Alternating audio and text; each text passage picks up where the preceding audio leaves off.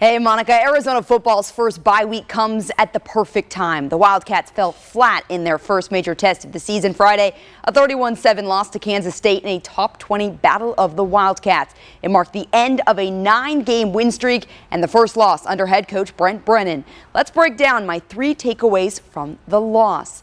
Number 1, Arizona can't stop the run, especially when it comes to dual-threat quarterbacks. Kansas State QB Avery Johnson had a team and career-high 110 rushing yards. Those Wildcats had 235 total yards on the ground compared to Arizona's 56. It was a similar story for the U of A in Week 1 going up against New Mexico QB Devin Dampier. Now, Arizona has given up 518 rushing yards in 3 games, compared to 272 this time last year. Defensive lineman Trey Smith says that needs to change.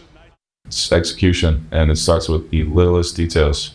For me specifically, it might be my keys. Everyone, that's their keys. So for me, it needs to be looking exactly what I need to go to, looking the point of attack.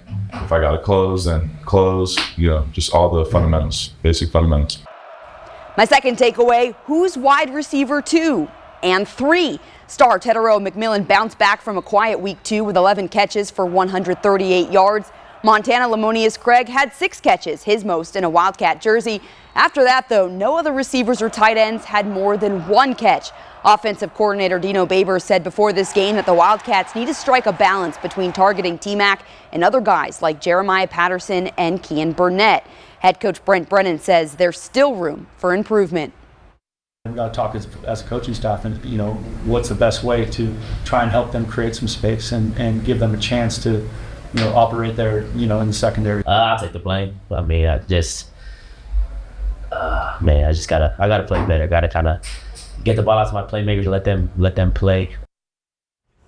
My third takeaway, penalties plagued the Cats again. After playing a clean first quarter, Arizona racked up 9 penalties. This has become a pattern in the first 3 games. All in all, the Wildcats have 28 for 269 yards. And as of Friday night, that was the most in the country.